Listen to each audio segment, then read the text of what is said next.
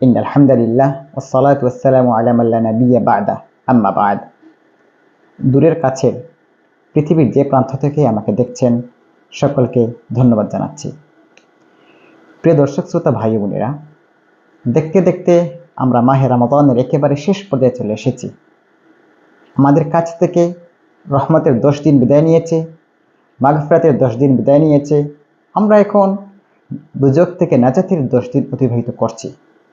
আমরা জানি না আল্লাহ সুবহানাহু ওয়া তাআলা আমাদেরকে মাগফিরাত করেছেন কিনা। আমরা জানি না আল্লাহ সুবহানাহু ওয়া তাআলা আমাদেরকে রহমতের লিস্টে লিপিবদ্ধ করেছেন কিনা। এখন আমরা যে সময় অতিবাহিত করছি তাও জানি না আমার দুজকের লিস্টে থেকে আমাদের নামটা কি কাটা হয়েছে। একটু চিন্তা করবেন। আল্লাহ রাসূল সাল্লাল্লাহু আলাইহি ওয়াসাল্লাম এই রমাদানে যাদের গুনাহ মাফ করাতে পারবে না তাদের জন্য বড় একটি বদদোয়া করেছেন। সেই দোয়ার মধ্যে হযরত জিবরাইল আলাইহিস সালাতু ওয়াস সালাম আমিন বলেছেন। অনেক শক্ত একটি দোয়া। আমি আপনাদেরকে আহ্বান করছি, এই রমাদানের একেবারে শেষ মুহূর্তে এসে আমরা দুই একটি জিনিস তালাশ করতে চাই। একটি হচ্ছে শবে কদর আমরা তালাশ করব।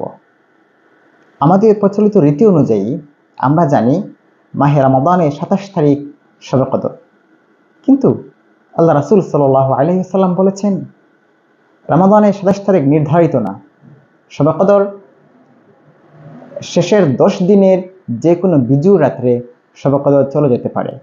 তাই আমরা প্রত্যেকটা বিজুর রাত্রিকে আমরা শবে কদরের জন্য তালাশ করব।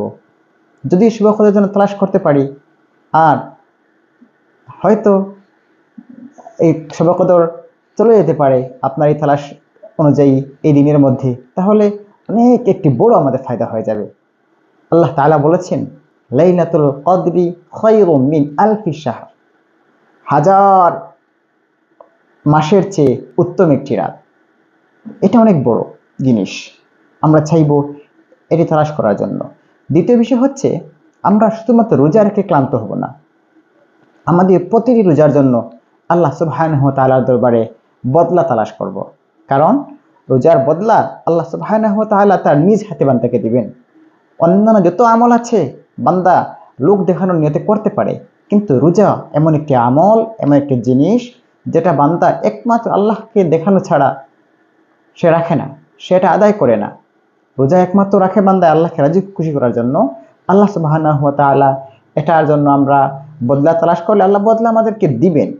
আমরা রোজা রাখার পাশাপাশি আল্লাহ সুবহানাহু ওয়া তাআলার দরবারে এটা বদলা তালাশ করব।